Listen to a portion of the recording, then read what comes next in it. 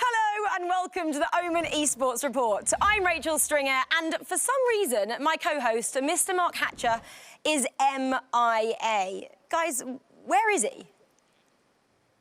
Ah, there he is, practicing Rocket League, I see.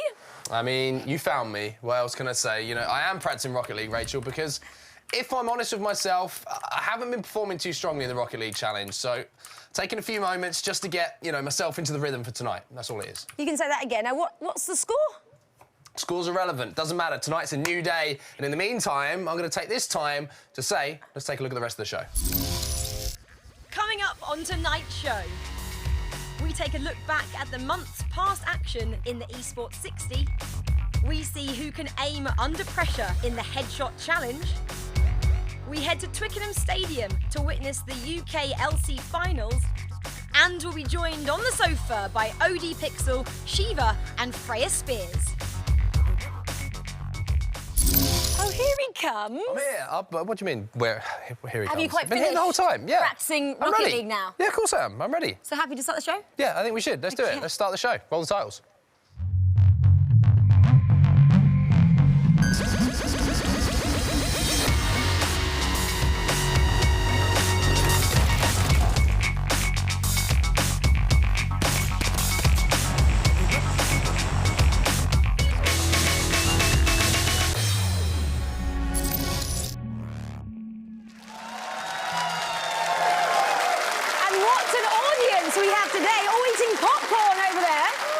Cinema.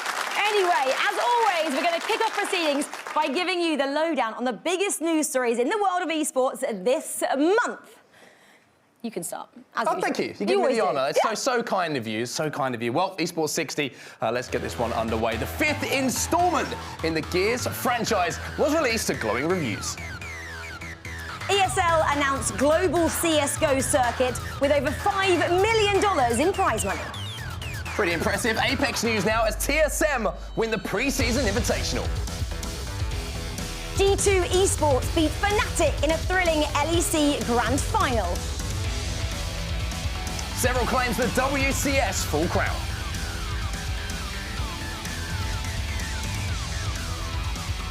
More from DreamHack Montreal as the Peaks seal the Rocket League Championship. Rocket League and Street Fighter announces games appearing at the Tokyo Olympics warm-up. Astralis make history as they lift their 3rd major trophy in a row. Vancouver Titans and San Francisco Shock set to go head-to-head for the OWL Grand Final. Whew. That was enough stuff, wasn't it? I mean, what was your favourite part of that? I'm going to go with the Olympics, obviously, next year. You got the connection, yeah, I can see 2020, the fact that we've got, I guess, the closest we're going to come so far to having an esports tournament at the Olympics. It kind of ends on the same day the Olympic Games starts. Yeah, this is pretty cool. I'll give you that. Yeah, what are you going to go for? Good pick. I'll give you that. I love an underdog story, so I'm going for the Peeps winning DreamHack Montreal, taking down G2. What a performance from them. I'm sure they're going to be talking about that for a long, long time. Absolutely right. It's your time to go up there. OK, I'm off. Bye-bye. Up to the control centre where he loves to hang out for a little bit. Anyway, right, taking inspiration from last month's look at the crazy amount of cash given away as prize money recently, I asked the powers that be to put together one of our snazzy little videos to show off some insane esports stats. I mean, have a look at this. So the US population versus Fortnite players. OK, so 250 mil versus 327 mil for US population, 2/3 greater. And then we have Optic Gaming taking on the historic Green Bay Packers. Their Twitter follower, Optic Gaming, is 1 million more than international prize pool versus Dota 2. I mean, it kind of has more money, I guess, than a lot of these different World Series there. 88 million, that is greater, of course. But Wimbledon, Djokovic is going to be a little bit annoyed, maybe, that Dota 2 gamers are earning more than him. But FIFA there, $791 million.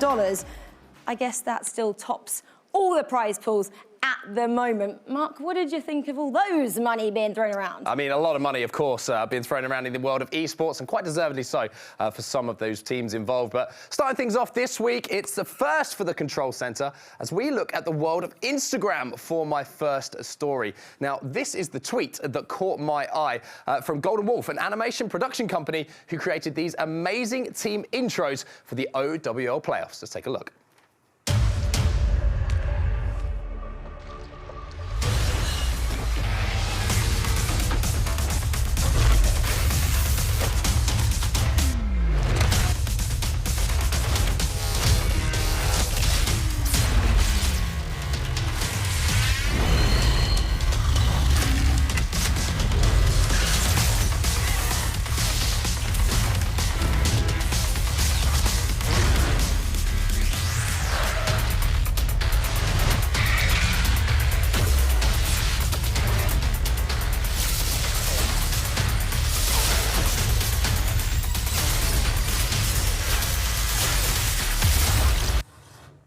Absolutely mind-blowing stuff there. Incredible intro videos. And next up, as we mentioned a little bit earlier in the Esports 60, Astralis managed to secure their third major trophy in a row last weekend. Now, you would have thought that they would have been experienced at lifting a trophy by now, but this clip actually says otherwise. We're going to see it roll here, hopefully, if everything works nicely for us. Yes, we are. And I'm actually going to pause it just after this part because you're going to see the trophy fall apart and then just a look that I think everybody has had a look on their face for whatever reason. You know, that does happen. It does happen, unfortunately. Unfortunately, it's not the first time this has actually happened for Astralis. Let's take a look at something else that happened very recently.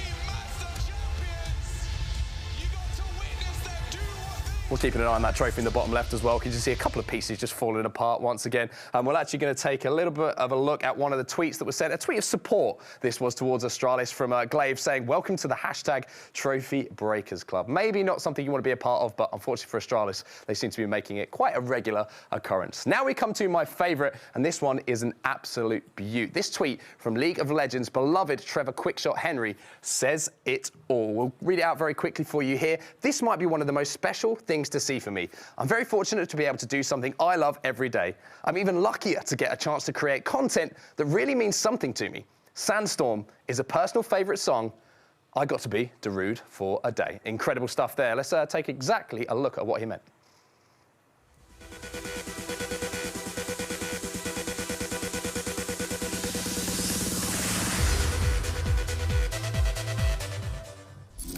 Amazing stuff there. We're actually going to see a little bit of a comparison between the two here. I'm not like a professional at this, but I'm looking at it right now and I'm thinking the editors have done a pretty impressive job. It looks like a little bit of a reimagination, and I'm sure that every single member of the talent who was involved, of course, in this recreation would have had one heck of a time. I mean, look at it. It's pretty much perfect. I'm not going to say pretty much perfect. So next news, of course, last month we gave you the news that the Omen Challenge was headed your way, and I personally am super excited for the 1v1 action kicking off. Now, we have more news to bring you on that now, as it's been announced that the Loading Bar in Brighton and Dalston will be hosting viewing parties, so you can catch all of the action alongside fellow fans. Now, the details are on screen now. It's definitely worth heading down, as we'll have giveaways, as well as obviously all the action to be watching. Everything was going to be up for grabs. So you can see plenty of stuff going down in the world of social media, but there's plenty going on in social media. Let's take a look at what's coming up on the show. Here's what's still to come on the show. Dota 2 personalities OD Pixel and Shiva join us on the sofa. We'll take a look at the dark side of the international prize pool. And Team Mark takes on Team Rachel once again in the Rocket League Challenge. And talking of that Rocket League Challenge, of course, it is time for the competition. As always, if you want to get involved, all you have to do is guess who is going to win that Rocket League Challenge. Is it going to be Team Mark or is it going to be Team Rachel? All the terms and conditions are on the screen right now. You can get a chance to win some great Omen by HP goodies. Right, but now it is my favourite part of the show. It is time to introduce our amazing guests on today's show. Guys, ladies and gentlemen, please welcome OD Pixel. We have Freya Spears and we have Shiva. Hi, guys. How are you all? Doing great, doing great. What reception! It was amazing. Yeah, this is a great crowd. You know, I need this at all the events though. Well, thank you very much for joining us, guys. Have you been busy recently? Yeah. Well, we've had a little bit of a downtime because it's sort of that lull period after the international finishes where, you know, teams sort of take a break, all the casters and the panelists take a break as well. So, been enjoying a bit of time off. Well, let's have a little intro package into our first two guests. These two travel the world casting Dota 2 and have also travelled all the way from Amsterdam to be here this evening. Odie, Pixel and Shiva. Here at the course of Dream League Season 11, and we are ready to head into the draft of game number 3. The VG fans here got what they wanted out of this. What a game! Woo! No, he's not. Oh my God, We're back! Get in the game! This is a goddamn team fight! Don't show us, show this! Thank you! That's how I do it. That's how I do it on the OD Pixel stream.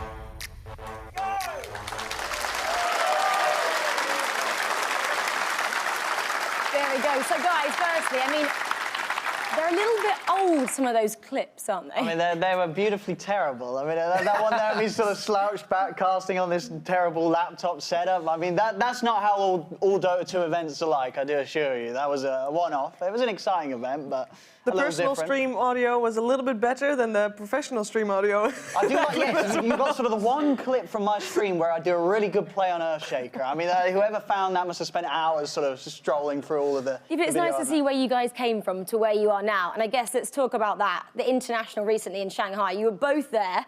I mean, how amazing was it to be part of this amazing, this is such a big tournament now as well, isn't it? Yeah, I mean, it's always obviously a big pleasure to be involved in the international, and yeah, this one is bigger than ever and in a totally different venue, you know, totally different location. Most of them have been over sort of USA side, and now we're in Shanghai in China. It was sort of, we didn't know what to expect, if it was going to be sort of as grand as before, but they really did knock it out of the park. It was a great event, and we had some phenomenal Dota 2 played there. Yeah, you've been around it for ages now. Was it TI4 that you kind of first hosted at? Yes. I think TI2 you were interviewing at. Yes. How has it developed since you've been involved? It's been actually a really crazy ride in terms of how the international has progressed and the whole Dota 2 scene as a whole. Constantly, Valve has tried to implement different things, and at some point we started getting majors. We now have majors and minors, and we're heading into the 3rd season of the Dota 2 Pro circuit, and that wasn't a thing then. So it's evolved, and at first it was only in Seattle. After the international moved to Seattle, Vancouver, and now we went to Shanghai, and next year to Stockholm. We're touring the officially world. a world tour, isn't it? Yeah. I mean, we know about how the prize pool keeps going one direction. It's become kind of the tournament for people to watch. But it's not just that. The production level every single year just seems to explode into this new level of craziness. How was it to experience that? Well, as a host, it's getting easier and easier because you don't work as much because there's so much content to show. There's basically you're guiding people from content to content. Obviously, there's still some time between. And the opening ceremonies have been getting crazier and crazier. And this one as well has had a little bit of tidbit information of an announcement later on in the international. There's new heroes announced, and in the show you see that there's 4 colors, and there's already, you know, there's green, and we have an Earth Spirit, and there's red, and we have an Ember Spirit, and there's blue, and we have a Storm Spirit, and there was purple. And now we have a Void Spirit. So, you know... Smart stuff there. Smart stuff. Yeah, it's the little things. Let's just go on to, I guess, the OG. They won back-to-back now at both internationals. Did you expect that, see it coming? I mean, it's I mean, well, it's very easy for me as an analyst to be like, yeah, of course I saw it like coming. a It's very obvious, you know, I knew as an expert in the game. But no, I mean, obviously, a lot of people that maybe don't follow Dota 2 will say, well, they won last year, right? So surely they're kind of the favourites to win it again. I mean, that wasn't the case because of the way the whole season played out and the fact that straight after the previous TI win, they sort of broke apart. Anna, the carry, took a break from the game, so it didn't look like they'd be back on any sort of top form once again, but hey, they were. They turned up and they absolutely smashed it. They rocked it through the upper bracket and they knocked everyone down and out. And it's no surprise that people, like, that nobody has done that before. Nobody has ever won an international twice, and everybody was always saying, you know, that's because you kind of can't, because that drive that you get for that first time, you can't really recreate that. But somehow OG did it, and it's not just, you know, everybody has also gone into the international not with the exact same team often, even if they do it well. they change out 1 or 2 players. This was the exact same 5. That's crazy. That's true unheard of. friendship, isn't it, to be honest True with you? If you can get friendship. along with people for that long to win 2 internationals, I think, to be fair, if you win an international, it's pretty easy to stay friends with that sort of group Sure, of people. you got a lot of good pockets players. are feeling a little bit better afterwards. But So, that's what- yeah. Isn't that what they're saying is key to them winning back-to-back? The fact that they are such great friends? Yeah, if you would ask people, it's like the power of friendship won through and through.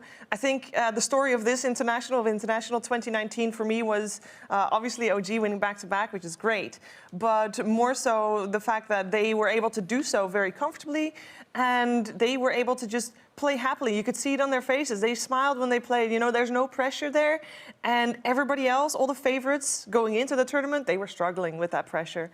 And I mean, they had the professional esports psychologist that Astralis also used. Everyone will be doing that now, won't they? Getting a psychologist in, getting They team-building have to. activities. Yeah. They have to. If you don't, you're Yeah, being an I idiot. mean, we've already sort of seen that as a similar development before, right? A lot of Dota 2 teams didn't have coaches. They were literally just 5 players who wanted to play the game. They didn't want to listen to any sort of outside voices. But then sort of one team got a coach. They started to have success. And they're like, well, we all need coaches. And I think you're going to see that sort of development with a lot of other different sort of team members outside of the 5 players in the booth. And especially as the money increases as well, you got the money. Like if you win, might as well- you've got to- you yeah. got to pay all the people that you can to help you win. It's a great point. I mean, I was just going to ask you quickly about that before we got into anything else, because the international, that prize pool keeps rolling on and getting bigger and bigger, and you have this huge tournament every single year, and that's what causes me to watch as someone. You know, exactly. the international has become a calendar event for, I think, all esports fans, and it's a great way of getting people to watch esports as well. I mean, Freya, I'm sure you caught up with the international as well. You kind of get pulled in by the hype. Exactly, yeah. We had it on in the Face It office. It was kind of a highlight of the day watching the international. And I'm not a Dota fan. I don't particularly watch Dota apart from the international. And it's just such a spectacle and such an incredible reason for everybody to come together and watch the game. I really, really enjoyed it. Yeah, love that too. I mean, I watch the majors for CSGO for the same reason. You watch Worlds for League of Legends for the same reason. It's the hype that brings people in. Yeah, exactly. I love that I also saw an OG team shirt walking around the tube today as well, which means it's kind of taking off a bit. So I was like, The hype we're is talking spreading about you guys on the show officially. today. I was pretty impressed anyway. I was pretty staring at this guy. I was like, why is that girl looking at me weirdly? Anyway, there's so much more coming up on the show tonight, including Mark and myself going head-to-head in that Rocket League challenge. You're not going to miss it. Still to come on tonight's show, we test our guests' aiming skills in the headshot challenge. OD Pixel breaks down an iconic clip from TI8. We visit the UKLC finals, the largest UK League of Legends event of the year. And Freya Spires joins us to talk all things CSGO. Okay, right now it's time for the headshot challenge, and I'm loving it even more this month because we have a couple on the show as well. So we've gone and taken Shiva here and OD Pixel onto this headshot challenge, but we're also going to throw in a little Mr. and Mrs. quiz just for fun. So it's quite a good one, this. Check it out. This is the CSGO Headshot Challenge. We love this part of the show. And today we've got OD Pixel taking on his other half, actually. Shiva, she's backstage. She has no idea what is going to happen up here. You've got 60 seconds on the clock to get as many headshots as possible. This isn't particularly your game, is it? No. I think I've maybe got 10 hours in CSGO. It's pretty terrible, pretty casual. Is that more than Shiva? Definitely. I think it might be 10 more hours than Shiva has, yes. OK, well, also, because you are a couple on the Omen Esports report, we thought we'd do a Mr. and Mrs. style quiz with you. How do you feel about that? I'm ready for it. I hope I don't get questions wrong and get in trouble later. So. I hope you don't either. OK, on your marks, let's start this. Who has the best taste in music? Me. Who does the washing up? The dishwasher. But yes. Shiva puts it in the dishwasher. Who asked for the first date? That was fun. I'd say 50-50. Same time, really. Online or in real life? Real life. OK. Who is better at Dota? Definitely me. Who makes the bed in the morning? Neither of us. Who takes longer in the shower? Definitely Shiva. OK. Who is more stubborn? Definitely me. 10 seconds left. Who has the worst morning breath? Definitely me. OK, that's good. You have to stop now. I did say 10 seconds on the clock. Stop. Yeah. Right, time for Shiva. This is Shiva, and she's about to try and take on Owen, her other half. I mean, you've had a little practice. Things weren't going so good. Are you a little bit more confident now? No. No, great start. There we go. Right. Who has the best taste in music? Owen. Who does the washing up? I do. Who asked for the first date? I guess I did. Oh, I like that. Who is better at Dota? Owen. Right, go halfway. Who makes the bed in the morning? Nobody does. Correct answer. Who takes longer in the shower? I do. Who is more stubborn? I am. Okay, time is up. Stop. Put your gun down. Okay. Could be worse. Could be worse. I think I did worse during practice, so, you know, it's an uphill climb. Who knows where I could have ended up if I continued playing? It could have only gone up, by the way, Yes. guys. So, right, let's let each other know what the scores are right now. I love it. I love it. I do, but I have a question on the washing up. Because I believe you said dishwasher and Shiva said she does the washing up. Yes, because Someone has to load the dishwasher. fills the dishwasher exactly. And who and empties the dishwasher? That would be me. So you are on the same page, really? Yes, no. Okay, great. Sorry, I didn't want to cause domestic there, but I just had to check. Right, let's reveal the scores right now. They're going to come up on this leaderboard behind us. I believe. Have anyone knocked Dan off the top spot? No. You guys. I'm sliding down. Yeah, you are. You didn't do too well. I bet Freya could have beaten you anyway. CS:GO expert over there. Anyway, is anybody on there? Oh, good score. Good score. 26 points. Great score. Shiva, you're not there just yet. No, I mean... You might be in a minute. Wouldn't hold your breath, you know. No, keep rolling that There we go. scoreboard. There we go. 16. We're on 16. Keep rolling that scoreboard. 16. There's 16. I 16. saw on the board. There's at least one person lower than me. Pardon? There's at least one person lower than There I am. was. Oh, yeah, there's plenty lower. I would be much lower than you, but Okay. Freya, I reckon you could probably beat Mark I mean, I'd and hope Owen. so. Otherwise, I would be ousted from the community that I'm in. So That's a good point. the one game I'm You're the good smart at, one. You're maybe. like, if I don't get involved, Exactly, then everything's no one's fine. blaming By the me. way, 26, magic number. Hats off to you. Yeah, nice. Only the smartest people get 26.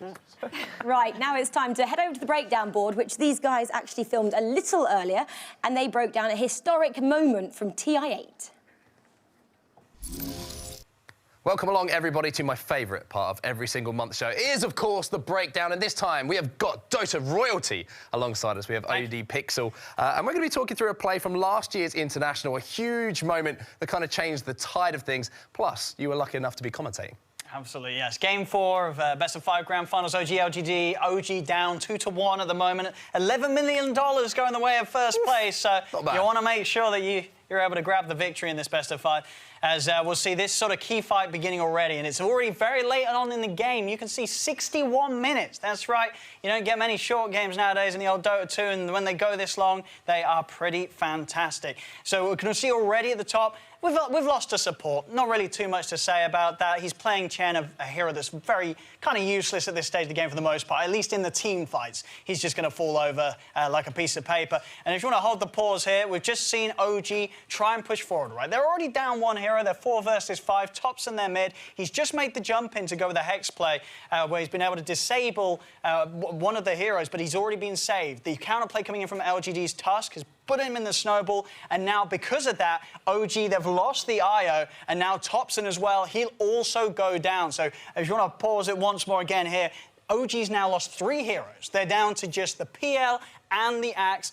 Things are not looking too good for them, let's be honest. They've got 4 heroes alive, and four of them that are surrounding OG's carry. Anna, he's the one that's susceptible, as he is all alone. He needs the backup to come in, and bam, there it is, Seb's in. He comes in, he does die, but the commitment he made was able to grab 3 members of LGD with the call, taunting them all, and allowing Anna to be able to turn and take them down and stay alive. And if you want to drop a pause once more here, we'll see this is the big push. They're able to then just run it down mid with Anna. He's the only one left alive on OG, but he knows that he can kind of get away with whatever he wants to on the map. There's 2 heroes dead without buyback. Tusk is able to get back into the game, but he's sort of like the support. These heroes, the Bloodseeker and Brew at this stage of the game, are much more important. They're out of the game for over 100 seconds. And with that whole sort of that move that OG was able to pull off there, they're now at a 15k lead.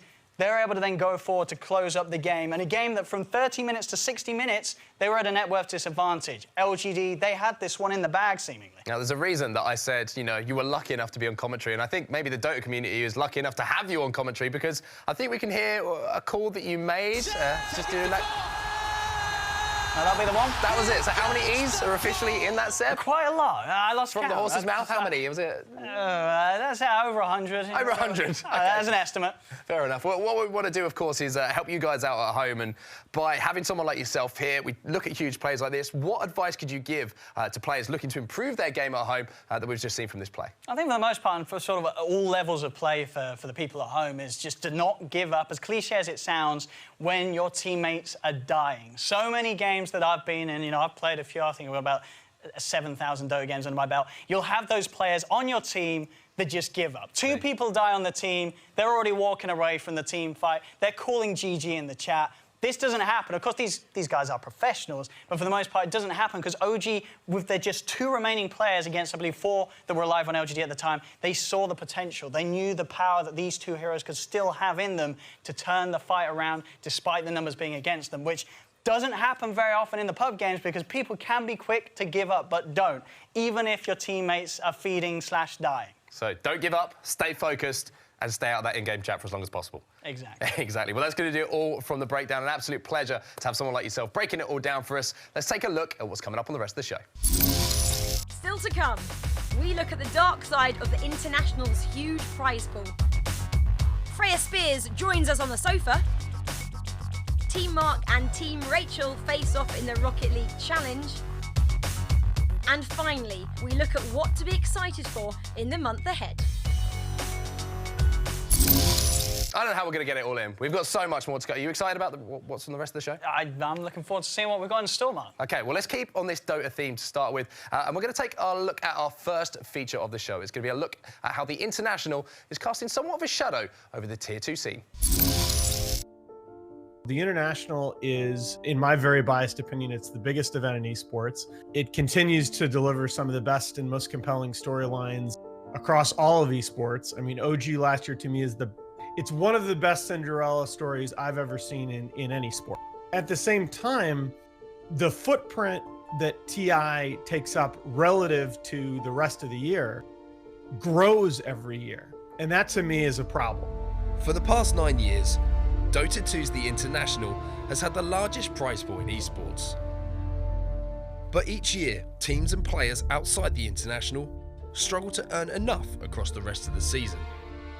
Dota 2 analyst and former economy professor Nahaz tells us his thoughts on the long shadow cast over the Dota 2 scene.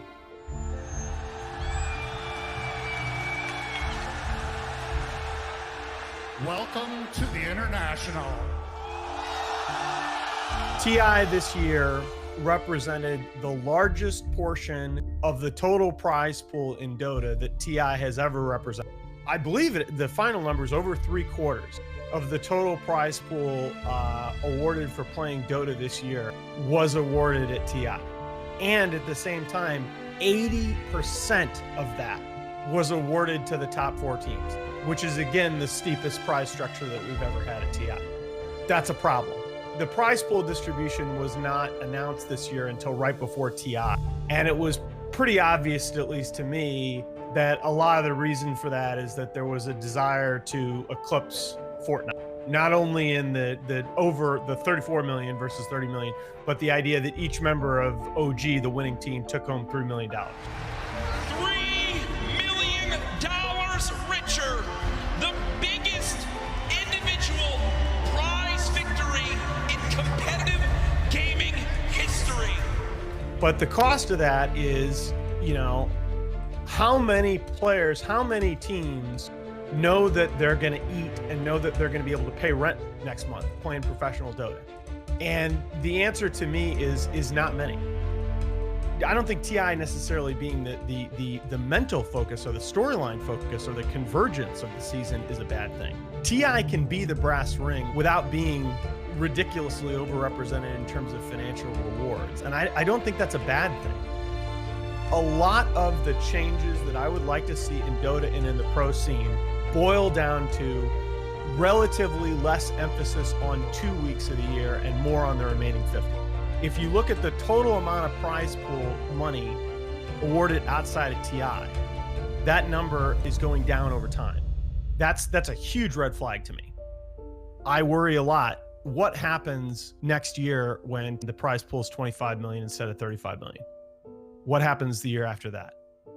You know, right now we are in a position where I worry very much if the TI balloon starts to deflate, what is going to happen to the rest of the scene?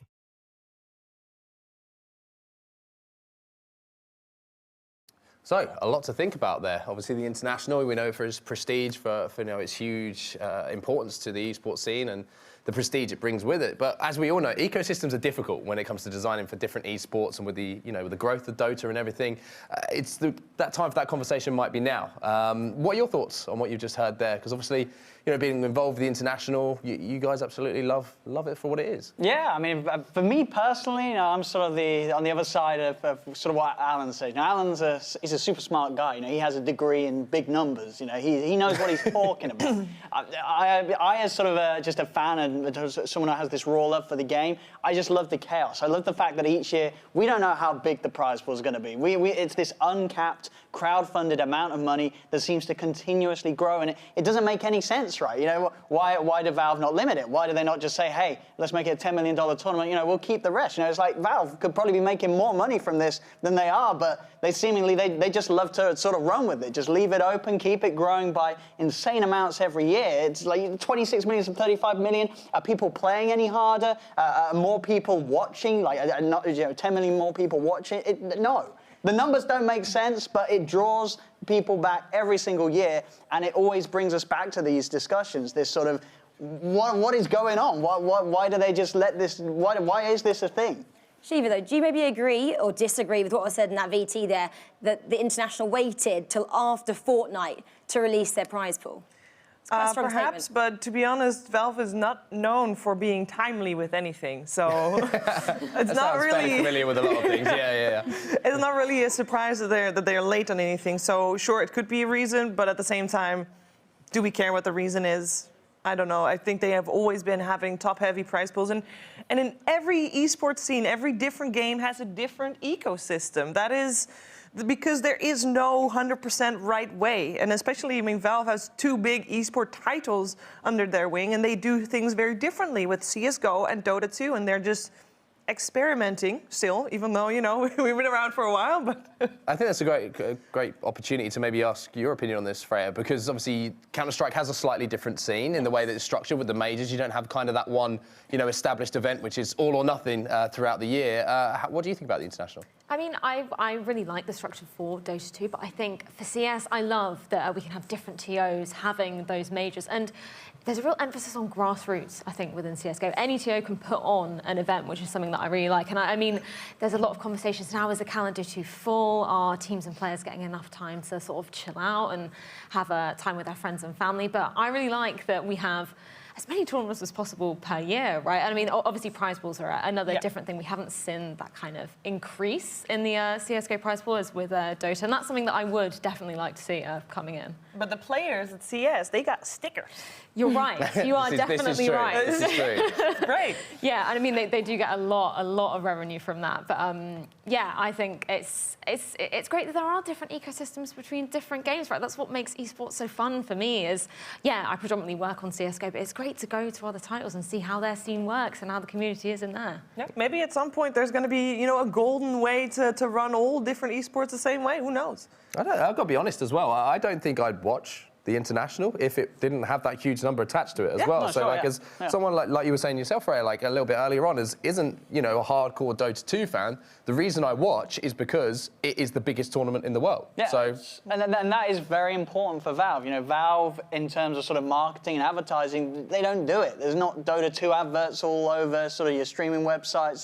They don't advertise the game. Their advert is the international. They put everything into it. They need it to be bigger and bigger every year, and it's been able to do that, and it's been able to draw people in. That is their advertising tool. I am not saying that the Dota 2 Tier 2 scene is not struggling, Tier 2, Tier 3, because it kind of is, but taking the international or cutting their prize pool away, dividing it differently, I don't think that would solve anything in the long run. Okay, well, it's certainly a discussion that's going to rage on for a long time, I'm sure. No easy answer, as we can see here. But now moving from Dota over to League of Legends. One of the biggest UK esports event of the year took place at Twickenham a few weeks ago as Excel took on Fnatic in the UKLC finals. We were down there, luckily enough. It's quite nice of them to invite us to see how it all went down. Here's what happened. This has been a very long road to this point. We've had gauntlets, we've had loads of teams over the last few weeks. Now we finally have Excel versus Fnatic, two of the biggest esports organisations in the UK. Excel get another. That's 2 onto Fnatic. It's caught out. Take it out. In goes Matty. That was so close.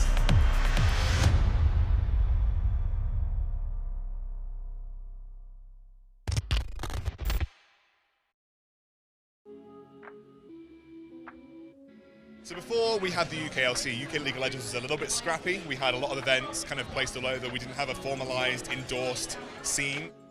It is a very special event for us because we all worked so hard with our partners in the teams over the last 18 months more or less to get to this point. As you may know, the UK was in a bit different position in the past.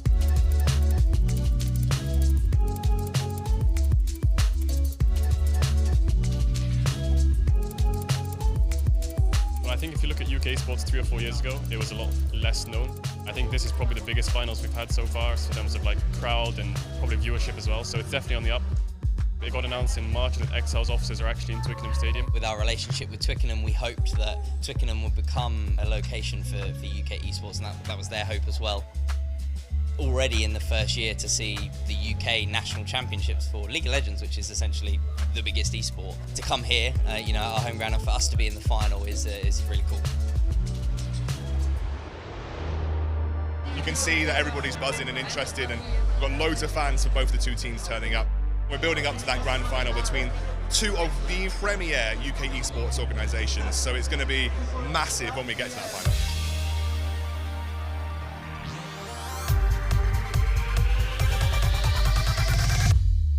Fnatic are coming up huge. It's an absolute whitewash. They're on to the nexus. That's game 1. Fnatic take it. Meanwhile, on the top side, Bando takes down Sendo for a killing spree. That's the 8 for Fnatic. Fnatic take things to match point. Sendo! What an ultimate coming out of him. And Excel pushes to game number 4.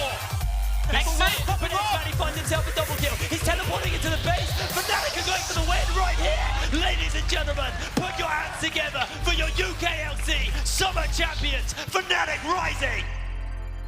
Teams were getting so much support from everyone in the crowd. It wasn't like it was a one-sided affair. Everyone was cheering for Fnatic. Everyone was cheering for Excel. Before, we didn't even have the live finals, like we just played online. It feels like a bit more real, you know? They're actually like excited to watch, so it's nice. I think this is a really good step into the direction of how esports should be and how it will grow in the future. I love events like this because they do bring everyone together. This is the first time where, you know, it's solely everyone is here for League of Legends, for the UK scene, to cheer on the teams they want to see win, and it's been really special for that.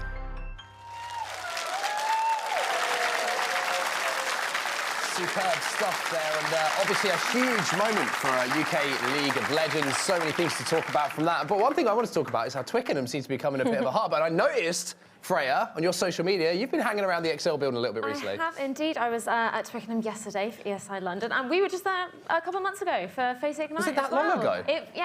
August? No, just last month, yes. Oh my God, I got terrified. I thought I'd lost a month of my life. But yes, anyway, I was at the Excel HQ. They kindly gave us all the guided tour around, and it's pretty impressive what they've done with that space. They've got a media room in there, they've got practice rooms. They even toyed with the idea of injecting some crowd sound into the area so that they get prepared for when they go out on stage at LEC. I love that incredible, idea. I love that idea. Right, now it's time to introduce our next guest. From coming runner-up in an esports competition to win a trip to Mexico to being a regular face on the Counter-Strike world, this is Freya Spears. I'm Freya and I'm an interviewer. What is up, everybody, and welcome back to another ECS Season 17 interview. We're going skydiving to film a piece of PUBG content. Achieve this, we'll be taken to 15,000 feet above the natural. We will then free fall above the city before parachuting undetected into our location. That's all we've got time for. Thank you so much for joining us up here on the desk, and good night. Freya, first up, I'm probably just going to explain what I meant by the fact that you came runner-up in a competition to win a trip. That's a little bit like just to remind you that you didn't win. No, but it has a silver lining. Basically, you came runner-up in a trip to go to Cancun, but tell us the story of what happened next. So, Face It was running a competition for ECS Season 4 because they were running an event in Cancun, which is a pretty spectacular place to run an esports event, but there was no crowd there, so they wanted somebody to come along and relay to the fans at home exactly what was going on. I didn't win, as you said, but I got contacted by the guys at Face It saying, hey, we'd really like to work with you. Do you want to start doing some interviews for us, start doing some voiceovers? And of course, I said yes. And then they gave me the opportunity to stage host at ECS Season 5, which was incredible. That was probably one of the highlights of my life, really. I never expected to be able to do that. Such a crazy way how people find their way into esports. I'm sure we've all got different stories, but it seems to always be that one moment of either chance and crazy.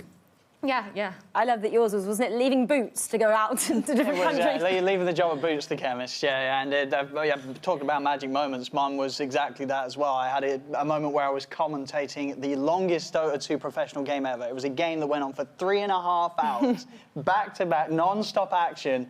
It was like the first big game I cast with sort of like big names, and that's sort of what people knew me from. And then from then, it's sort of just riding that magical moment. And, as you say, it happens a lot in esports. It's taking sort of that little bit of luck, that little bit of opportunity, and turning it into a career. Yeah, exactly. I mean, everyone's already got different stories, whatever. But Freya, let's talk about the Face It Major first. Yes, yeah. So actually, a year ago today, we were setting up for the first day of the Champions Stage, which was super exciting, incredible at the SSC Arena in Wembley, obviously where we host a lot of esports championship series. The Prediction Chicken was the highlight, obviously, from this. He was absolutely spectacular. I know I said to you guys earlier, we had a little makeup video with him, and Chicken took a big poop right all over the makeup, which was not very nice, but he was a great star. Poor Chicken. I was about to say he's a little bit of a bougie chicken there, getting his makeup done, but then he decided to kind of give his true opinions on maybe what the makeup process was. And wasn't it this competition as well, when you had the most difficult person to interview on multiple occasions? Yes. So we had a show match where we got a load of icons from the CSGO scene together, one of which was Zywu, who's absolutely lovely. That was his first time he'd ever played on a LAN stage, which you look back now to that just a year ago. He's done such amazing things since then. But yeah, I made the mistake of not going up and introducing myself and saying, don't be nervous, it's fine, it's just a couple of cameras. Obviously, it's a stage in front of 10,000 people, so of course he's going to be a bit nervous. But yeah, we made light of it, and I think he was a really good sport for going along with it, and yeah. One-word answers is always difficult, though. It's always difficult. So from chickens to difficult interviews, to jumping to a team that we saw in that VT just there, Astralis. I mean, we need to talk about these guys. The Berlin Major, went down recently, and Astralis have just been on this incredible run recently. Tell us a little bit about that. Well, yeah, people were doubting them coming into the Berlin Major because they hadn't done much between IM Katowice, the major previously, and the Berlin Major. But it's strange to think that people were doubting them because you look at them there, and they looked incredible. I mean, I was looking at some stats, and at the Face It Major where they faced Na'Vi, they only lost 15 rounds in the whole grand final, which is insane. Again, the same when they faced Ents in Katowice, and only 9. They only lost 9 rounds to Ivanka in Berlin. I think it's mental. They are a mental team. And we should, of course, Astralis, sponsored by the wonderful people, Omen at HP, so they've got that on their side as well. Maybe that's, why the success is happening. Lucky stars. Guys, are you more of a CS fan now that you've had a little bit of a go as well? I mean, I was not more because of that, no, just the same amount. Maybe if you won, they're going to change things a little bit. And Freya, tell us a little bit about the Omen Challenge, which is going to be amazing. It's happening on Friday. You're hosting it. Yes, I'm very excited. I'm very lucky that they invited me along. It's a 1v1 tournament, which is what every Counter-Strike fan wants to see.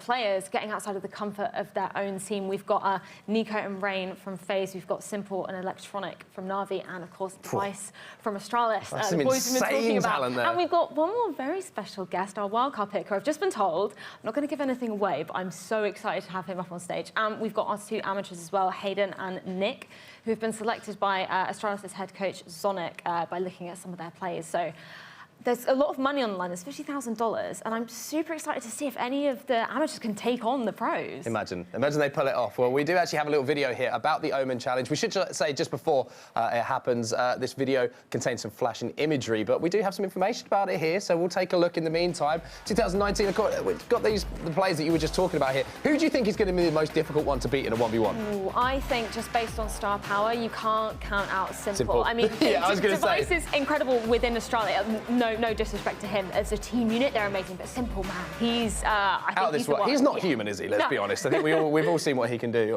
on a mouse and keyboard, and it's to be honest, it's not fair. That's what I'm going to say. What he does is not fair. So how will make it more fairer? I don't think you can. I think he's just better than everyone else. Yeah, just get rid. Oh, well, that's going to be great. Can't wait to see that. But let's now have a little look at the Rocket League Challenge. Basically, this was a must-win game for you, wasn't it? I needed to pull a performance out of the bag. Yeah, so Mark, he paired up with Shiva, and I paired up with Freya. This is what happened. Ladies and gentlemen, welcome along to the Rocket League Challenge. The score at the moment is somehow or other 3-1 to Team Rachel. I thought you weren't don't know gonna how say it's it. happened. I have a fantastic new teammate who is full of confidence, who is not going to let me down. Shiva, your face is not telling me those words. I have scored 3 goals in Rocket League in total in my entire life. 2 of them were my own goal. I say that with pride, but I'm really crying inside. Rachel, I've got Freya, and you should be really scared because a minute ago she was changing her car. She's got now fire coming out the back of it. So this girl knows her stuff. Should we do this? Should we get into it? Okay. Oh, fine, we're good. Oh, faked it! Shiva! Oh, my. Beginner's luck, guys. We've I'm got just this. going to point out here, just watch this replay. Look at that fake. Oh! That was actually good. Okay. Freya, don't put me under pressure like that, please. Oh my god, oh my god, oh my god, oh my god, oh my god. Am I going to block it? I've gone the wrong way! Yes. What's going on there? My fault. We have levelled it up. My fault. Wait, Teed where up are nicely. you? Teed up. Oh, God, I was too busy getting this. I'm sorry. Oh god. No, sorry! Got cleared out the way. From now on, Shiva is commanding the field. Freya, I'm kind of stressing out right now. Okay. I don't like Few more losing. tactics, I think. You guys have Oh, that's going in! That's going in! That's going in! Oh, yes! Wait, did you just take my goal? Shiva's got the hat trick. She stole it. Maybe. I just want to say Wait, let's look at this replay. I'm 3-1 up, so it's fine because I mean, like, I'm not going to lose still. Oh, yes! Right in. Look at this! Oh, wow. Found This the is Rocket pretty- League genius. An absolute Rocket League genius. Oh no. Oh, no. 1 minute remaining. I don't think it's possible to come back from this. No! Yes. Oh, okay, I spoke Thank you, too Mark. soon. Thank you. 56 seconds remaining. I gave them hope. I thought we were. Look at that finish. Hope's restored. Yes, we need a goal. Oh, yes! One more. High five, come It's on. happening 36 again. seconds, we got this. This We got is this. amazing, Fred. You are the best at this. Ah. Don't then get it in now, because otherwise he's going to be re-smug. No. Thanks. Oh my god, I've become some sort of wizard. No! Yes! I didn't even see any of it. There we go. No. Get out! Stay in the goal, Rachel. Keep it up. Ah. I think actually that should read winner Team Shiva. Oh, yeah, it should. I agree. I found myself a hero. Shiva, cleaned up. We win. Thank you. 3-2. See you next time.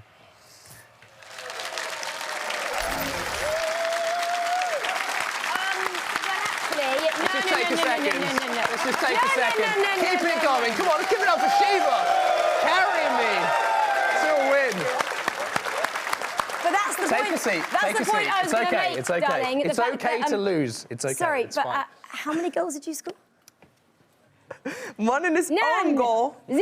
One. Nil. In the wrong end. But that What a goal it was. That does mean next month's show now is all to play for, because if you win, then it's 3 apiece, which means sudden Shiva, death. what are you doing 1v1. next month? It's out of interest, but anyway, you know, we've got so much more to talk about. Let's take a look at the month ahead in esports. Coming up this month, the most unique event in the Dota 2 calendar returns for its second outing. Midas Mode promises to be a wild ride. Counter-Strike returns to the Big Apple again this year for yet another instalment of the East Coast's biggest esports event. Philadelphia hosts the 2019 Grand Finals between Vancouver Titans and the San Francisco Shock on September the 29th. No month is complete without a DreamHack event. And this month is none other than Sweden's own DreamHack Malmo. It's that time of year again where the very best League of Legends teams from around the world come head-to-head before the finals in November. EGX brings with it a plethora of new titles, esports, and an Omen by HP stand not to be missed. So much going on in the world of esports in the next month, but guys, what have you got coming on? Freya, I know Friday is pretty busy for you. Yes, yeah, I got the Omen Challenge on Friday, which I'm super excited about. We've also just kicked off ECS again for the online season at Face It, so that's going to be building up to the finals later this year. I'm super excited to announce the venue for that. Busy. Yeah. Guys, how about you two? Wait, you saw at the start of that video, Midas mode is the sort of the next big thing on the Dota 2 circuit. It's coming up next week. It's without a doubt, it's going to be the biggest Dota 2 event outside of the international. You've got to watch it. There's a lot of special things that are going to be happening. It's going to be entirely different to any other sort of Dota 2 event you've watched. There's a lot of surprises in store, and they all come, of course, from the fabulous mind of Sir Action Slacks. Guys, I hope you're sold on that in the audience as well. I'm 100% sold on that. To what these guys are up to. It's going to be crazy. And we're going to go to Colorado for that one. Yes. Colorado as well. What a beautiful part of the world. Well, another thing that is beautiful is, of course, announcing our competition winner. We thank every single person who was involved and who got involved, and of course, correctly guessed that I'd win, Rachel, because that's what happened. I mean, they should have been guessing me, because I've won 3 times. I've left it just long enough so that I can make the greatest comeback of all time. But I think it is time to announce our competition winner. So I'm still 3-2 up. Hey, look, we've got competition winner time! Where is he? Oh, there we go. We've got balloons. Thank you. Oh, hello, thank you. Goodbye. Jeez, we nearly had balloons. Do you want to do it? No, you can do the honors. Oh, okay, all right. Drum roll is... Ladies and gentlemen, the winner of our competition is Mike Brocklebank. Congratulations to you! Woo! I'm pretty annoyed with Mike because he obviously said that you were the winner and I won for telling me. Anyway, thank you guys so much for watching. That is the end of tonight's show. Guys, thank you so much for joining us. We hope you had a good time. Thank you very much, guys. And as always, Mike, it's been a pleasure to co-host alongside you. Thank you. But like I said, that is all we have time for tonight. Challenge. Just one more time, just so I had to get that in. Go on. Anyway, there's only one more show left, and that is next month. It's going to be the biggest and best one yet. So please do join us in October for the last show of the series. But until then, good night from Mark, myself, and all the 3 guests here. Goodbye.